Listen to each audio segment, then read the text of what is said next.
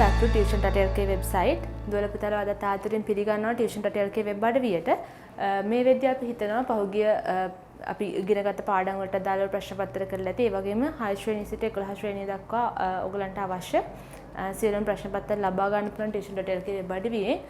අපි දැනට අප්ලෝඩ් කරලා තියෙන්නේ grade 10 11 papers තමයි. ඒවා මේ වෙද්දී කරලා අප සාමාන්‍ය පෙළ විභාගය ජනවාරි මාසේ පවත්වන්නට නියමිතව තියෙන අප සාමාන්‍ය පෙළ විභාගය හොඳට සූදානමක් ඇතුව කරන්න සූදානම් වෙනවා ඇති කියලා අපි හිතනවා මේ දවස්වල. අපි බලමු අද ඉංග්‍රීසි ලෙසන් එකේ මොනවද ඔයගොල්ලෝ ඉගෙන ගන්න හදන්නේ කියලා. ඔයගලන්ට පේනවා ඇති ටෙස්ට් 16 කියලා තියෙනවා. ඔයගලන්ගේ O level paper එකේ second paper එකේ last question එක කියන්නේ මුළු total paper එකේ last question එක විදිහට එන්නේ.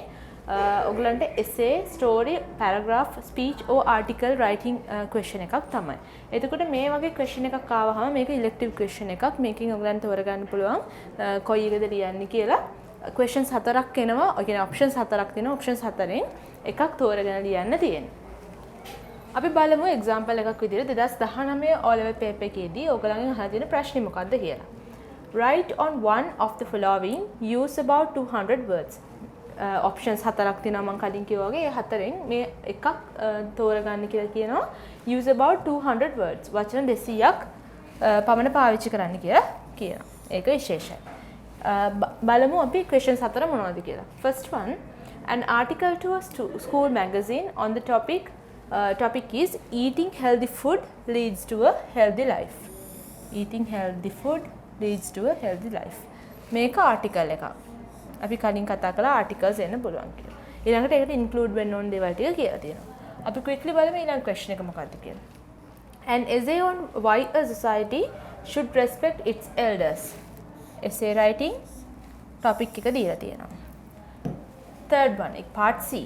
You have been asked to deliver a speech on the topic is the importance of learning English in the modern world.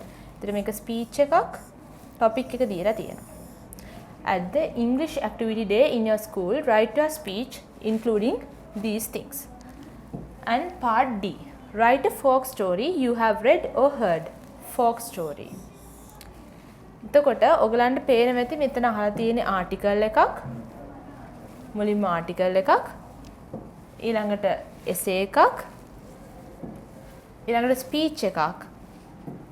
ඊළඟට story එකක්. සමහරවිට මේ story එකට එන්න පුළුවන් ඔයගලන්ට story එක first two sentences වගේ ඒගොල්ලෝ ලියලා දීලා එතන ඉඳන් story එක continue කරන්න එන්න පුළුවන්. දැන් මෙතන ලියන්න කියන්නේ folk story. අපි කියන්නේ ජනකතා කියලා. ඔයගොල්ලෝ අහලා තියෙන හරි පොතකින් කියවලා තියෙන හරි ජනකතාවක් ලියන්න කියලා තමයි කියන්නේ. වචන 200කට නෝඩු. ඒතකොට මේක සමහරවිට ඔයගලන්ට create කරලා ලියන්න බැරි කමකුත් නැහැ. creative writing වෙන්නත් පුළුවන්.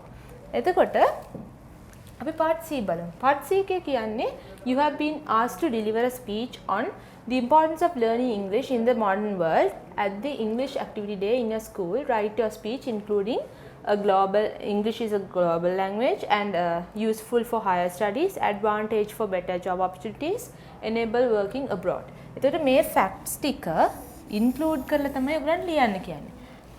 මොකද්ද අපි topic එක කියලා හරියට consider කරලා බලමු.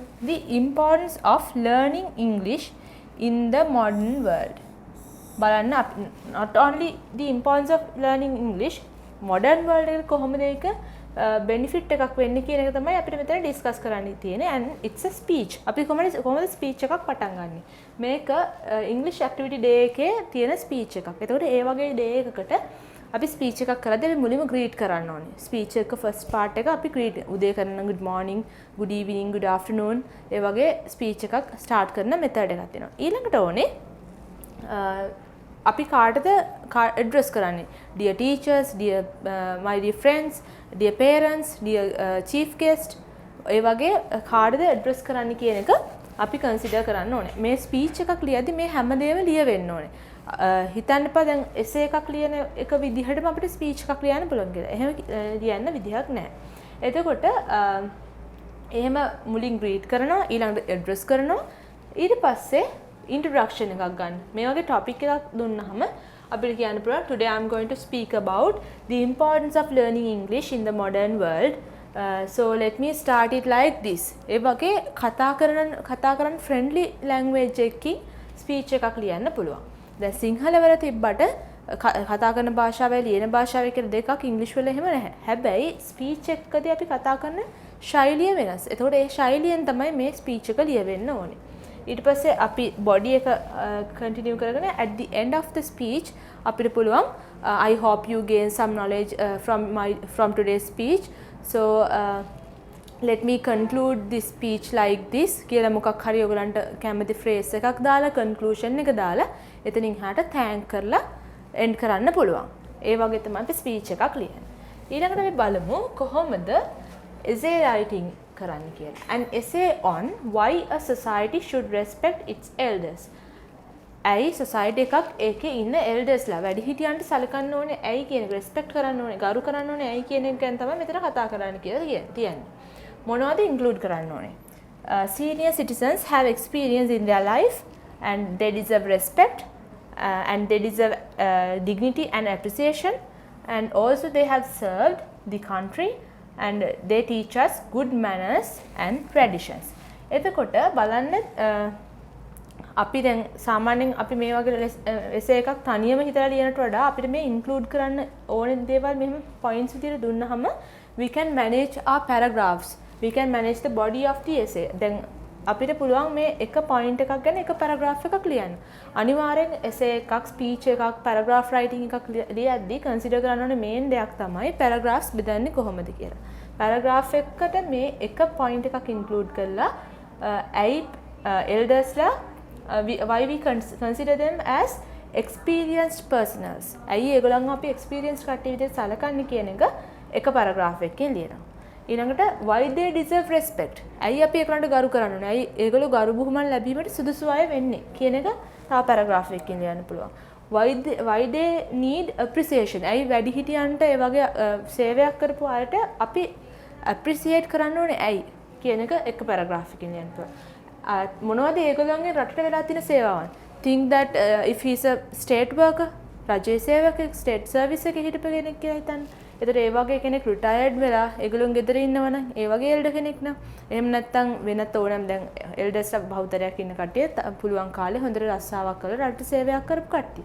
ඒතකොට ඒ වගේ කෙනෙක්ට ඒගොල්ලන්ගේ සර්විස් එක කොහොමද? ඒතකොට ඒගොල්ලෝ කරපු දේවල් හින්දා අපි අද මෙහෙම ඉන්නේ. අන්න ඒ වගේ facts මතු කරලා තව paragraph එකක් ලියන්න පුළුවන්. එතකොට ඒගොල්ලන්ගේ මොනවද අපි ඉගෙන ගන්න good manners. ඒ දේවල් mention කරලා ඔයගලන්ට paragraphs බෙදන්න පුළුවන් essay එකක. essay එකේදී speech එකේ වගේ greetings ඕනේ නැහැ. conclusion එකක් අවශ්‍යයි. හැබැයි different kind of a conclusion. ඒක මේ essay එක conclusion එකේදී අර speech එක වගේ කතා කරන භාෂාවෙන් spoken language එකකින් අවශ්‍ය නැහැ. අපි බලමු article writing කොහොමද කියලා. ඔයගොල්ලෝ මම හිතනවා මේ වෙද්දී එක article එකක් හරි English language එකෙන් කියවලා ඇති කියලා. මොකද English newspapers තියෙනවා කියවලා නැත්නම් අදම කියවන්න කොහොමද paper articles, magazine articles English වලින් format එක හැදලා තියෙන කියලා. මොකද සිංහල articles වල English articles වෙනස්. An article to a school magazine on the topic of eating healthy food leads to a healthy life. දැන් මෙතන include කරන්න කියලා තියෙනවා points 4ක්. එකක් තමයි what healthy food means. ඔයගොල්ලෝ දැන් මේ වගේ essay එකක් ලියද්දී you should have some kind of a knowledge on healthy food, unhealthy food and benefit of healthy food and how it leads to a healthy life. ඔය වගේ දේවල් ගැන අපිට සාමාන්‍ය දැනීමෙන් අදහසක් තියෙනවානේ.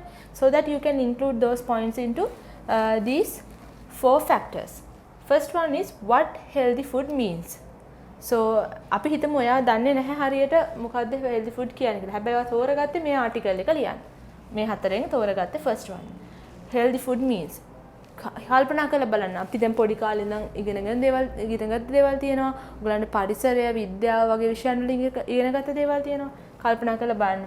එතකොට article එකක් නම් you can include diagrams as well. Not only words, diagrams දාලා පුළුවන් explain කරන්න. හැබැයි there should be about 200 words. ඔයගලගේ time එක manage කරගන්න පුළුවන් නම් ඒ වගේ විශේෂ වෙනස් ක්‍රම පාවිච්චි කරලා essay එක තව හොඳට meaningful කරන්න පුළුවන්. එතකොට healthy food, unhealthy food ඔයගලන්ට compare කරන්න පුළුවන්. කොහොමද එකම food එක වෙලාවකට healthy වෙන්නේ වෙලාවකට unhealthy වෙන්නේ. Think about some kind of let's say potato chips. කොහොමද potato chip එකක් potato කියන එක healthy වෙන්නේ unhealthy වෙන්නේ මොනවාද බෙදෙන factors. එතකොට ඒ වගේ දේවල් කම්පෙයාර් කරලා ලියන්න පුළුවන්. මේ පොයින්ට්ස් හතර තිබ්බට ඔයගලන්ට මේ අතරමැද දේවල් ලියන්නත් පුළුවන්. why one should eat healthy food? ඇයි කෙනෙක් මේ healthy food පාවිච්චි කරන්න ඕනේ? එහෙම පාවිච්චි නොකළොත් මොකද වෙන්නේ? ඒතර පාවිච්චි කළාම මොකද වෙන්නේ? ඒ දේවල් include කරන්න ඕනේ. how it leads to a healthy life. දැන් මෙතන වචන 200යි තියෙන්නේ. නිකන් රෆ්ලි හිතා ගන්න වචන 50 මේ හතරට බෙදුවා.